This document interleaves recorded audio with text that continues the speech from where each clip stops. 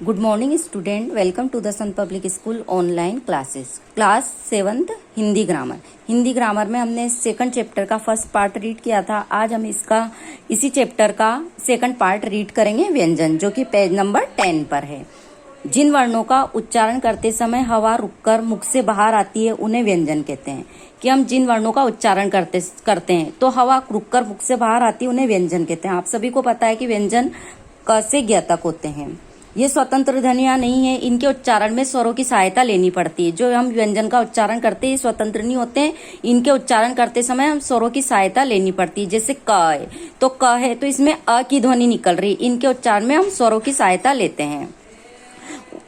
जो व्यंजन होते हैं उनमें स्वरों की मात्राएं लगती है।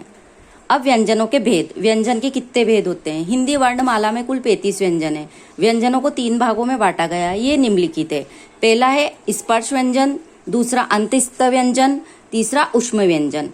तो हिंदी वर्णमाला में कुल 35 व्यंजन है और इनको व्यंजन के 3 भेद होते हैं। स्पर्श व्यंजन, जिन व्यंजनों का उच्चारण करते समय मुख से निकलने वाली वायु किसी न किसी भाग का स्पर्श करती हुई बाहर आती है उन्हें स्पर्श व्यंजन कहते हैं। अर्थात हम किसी भी व्यंजन का उच्चारण करते हैं तो मुंह से निकलने वाली वायु किसी न किसी भाग का स्पर्श करती हुई बाहर आती है, तो उसे स्पर्श व्यंजन कहते हैं। जैसे क वर्ग में क, ख, ग, घ अंग है, तो ये कंठ को स्पर्श करती है। जब हम बोल रहे हैं व्यंजन क, ख, ग, घ, तो ये हमारे ध्वनियां कंठ से निकल रही है, अर्थात ये कंठ को स्पर्श करती है। च वर्ग च, छ, ज, झ, य, ये जो है च, छ, झ का उच्चारण कर रहे हैं, ये हमारे तालु को स्पर्श करती है। ट, ठ, ड, ढ, ण, ये हमारे मूर्धा को स्पर्श करती है। त वर्ग त, थ, द, ध, न, ये ध्वनियां दांत को स्पर्श करती है। प वर्ग प, फ, ब, भ, म, ये हमारे होठ को स्पर्श करती हुई निकलती है। प वर्ग में प, फ, ब, भ, म। तो बच्चों हमको ये जो सारे व्यंजन है इनका हमको बोल के उच्चारण करना पड़ेगा, तभी हमें समझ में आएगा कि ये ध्वनियां किसी न किसी भाग को स्पर्श करती है। अंतस्थ व्यंजन, इन व्यंजनों का उच्चारण स्वरों तथा व्यंजनों के मध्य में होने के कारण इन्हें अंतस्थ व्यंजन कहते हैं। ये निम्नलिखित 4 व्यंजन है। अंतस्थ, इन व्यंजनों का जो उच्चारण होता है वह स्वरों तथा व्यंजनों के मध्य में होता है। य, र, ल, व। अब ऊष्म व्यंजन, जिन वर्णों का उच्चारण करते समय मुंह में ऊष्मा पैदा होती है उन्हें ऊष्म व्यंजन कहा जाता है। ये व्यंजन निम्नलिखित 4 है। श, श, स, ह। इन व्यंजनों का हम जो उच्चारण कर रहे हैं तो मुंह में ऊष्मा पैदा होती है, गर्मी पैदा होती है, तो इसे ऊष्म व्यंजन कहा जाता है। अन्य ध्वनियां, हिंदी भाषा में कुछ अन्य विदेशी ध्वनियां आ गई। इन ध्वनियों को आगत ध्वनियां भी कहते हैं। इन ध्वनियों को पहचानने के लिए कुछ चिन्हों का प्रयोग किया जाता है। जैसे शब्द कॉपी है तो अंग्रेजी में हम कॉपी बोलते हैं, कापी, तो इसमें क्या है, विशेष चिन्ह क्या लगा है, अर्धचंद्र। डॉक्टर है, ये भी अंग्रेजी शब्द है डॉक्टर, इसमें डॉक्टर में ऊपर अर्धचंद्र लगा है। जमीन है, जमीन फारसी भाषा का शब्द है, जमीन के नीचे जो बिंदी है वो वर्ण के जो नीचे बिंदी है वो मूर्धन्य है। अब देखते हैं संयुक्त व्यंजन। संयुक्त व्यंजन का अर्थ होता है जो 2 वर्णों से मिलकर बने होते हैं उन्हें हम संयुक्त व्यंजन कहते हैं। जो व्यंजन कई दूसरे व्यंजनों के सहयोग से बनते हैं उन्हें संयुक्त व्यंजन कहते हैं। संयुक्त व्यंजन निम्नलिखित है। जैसे श प्लस र, ये आधा श है और इसमें र मिला तो श्र, श्रमिक, श्रवण। ये क है, ये आधा क है और ये श है तो श्र, ये क्षति, क्षत्रि। ये आधा त है प्लस र, त में र मिला तो त्र, त्रिशूल, पत्र। ये आधा ज है प्लस य, ज में य मिला तो ज्ञ, ये ज्ञान, ज्ञानी। कभी कभी स्वर रहित व्यंजन एवं स्वर वाले व्यंजन भी आपस में मिल जाते हैं, ये शब्द भी संयुक्त व्यंजन ही कहलाते हैं। जैसे स्वास्थ्य, मुक्त, प्यार आदि। अब हम देखते हैं द्वित्व व्यंजन। द्वित्व व्यंजन का अर्थ होता है जो 2 समान व्यंजनों से मिलके बने हैं। जो स्वर रहित व्यंजन स्वर युक्त व्यंजन के साथ संयुक्त रूप से उच्चारित होते हैं उन्हें द्वित्व व्यंजन कहते हैं।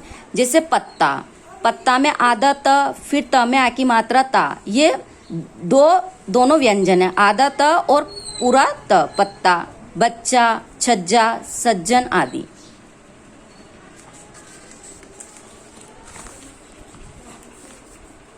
अब देखते हैं अल्प प्राण और महाप्राण।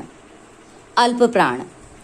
अल्प से तात्पर्य थोड़ा या कम, और प्राण से तात्पर्य प्राणवायु, जो श्वास के रूप में कार्य करती है। जिन व्यंजनों के उच्चारण में प्राणवायु की मात्रा कम तथा कमजोर होकर निकलती है उन्हें अल्प प्राण कहते हैं।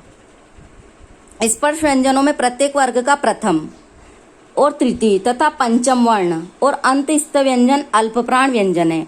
स्पर्श व्यंजनों में प्रत्येक वर्ग का प्रथम, जैसे प्रत्येक वर्ग का प्रथम है क, तृतीय अक्षर है क वर्ग में क ख ग घ होते हैं। तो प्रथम वर्ग स्पर्श व्यंजनों में प्रत्येक वर्ग का प्रथम अक्षर है क, तृतीय अक्षर है ग और पंचम वर्ण है इसका अंग, और अंतस्थ व्यंजन अल्प प्राण व्यंजन है। अल्प प्राण व्यंजनों के उच्चारण में हकार ध्वनि का लोप होता है। अब महाप्राण। महा से तात्पर्य अधिक। जिन व्यंजनों के उच्चारण में वायु की मात्रा अधिक तथा अधिक वेग से निकलती है तथा हकार ध्वनि विशेष रूप से सुनाई देती है उन्हें महाप्राण व्यंजन कहते हैं। महा का अर्थ होता है अधिक।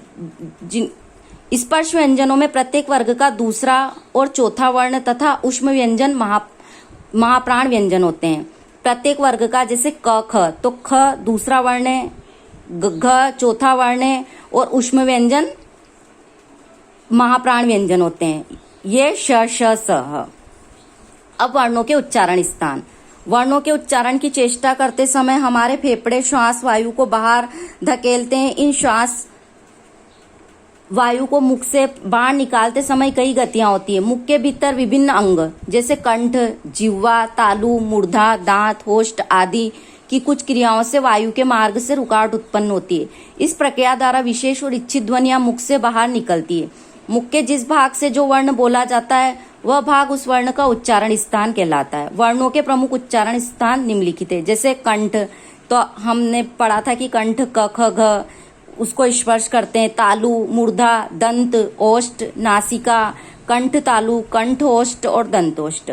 अब जो ये जो सभी जिस वर्ण से बोले जाते हैं उनके उच्चारण स्थान की तालिका निम्न है। जैसे कंठ है तो अ आ क ख ग घ अंग ह और अह विसर्ग। जब हम इन ध्वनियों का उच्चारण करते हैं, इन वर्ण का उच्चारण करते हैं तो ये कंठ को स्पर्श करती है। तालु ई च छ ज झ य श, ये हमारे तालु भाग को स्पर्श करते हैं, यानी जीभ को स्पर्श करते हैं। मूर्धा री ट ठ ड ढ ण र श। दंत त थ द ध न ल। ओष्ठ उ प फ ब भ म। हम इन वर्णों का उच्चारण कर रहे हैं तो ये हमारे ओष्ठ को स्पर्श कर रहे हैं। नासिका, ये 5 वर्ण होते हैं जो नासिका से बोले जाते हैं। अंग अण म। इनमें नाक की सहायता ली जाती है। ये कंठ और तालु दोनों की सहायता से बोले जाते हैं। ए ऐ। कंठ ओष्ठ, ये ओ औ। दंत ओष्ठ, इसमें दांत और होठ की सहायता ली जाती है व। तो बच्चों ये हमारा सेकंड चैप्टर हमने पूरा रीड कर लिया है। Thank you.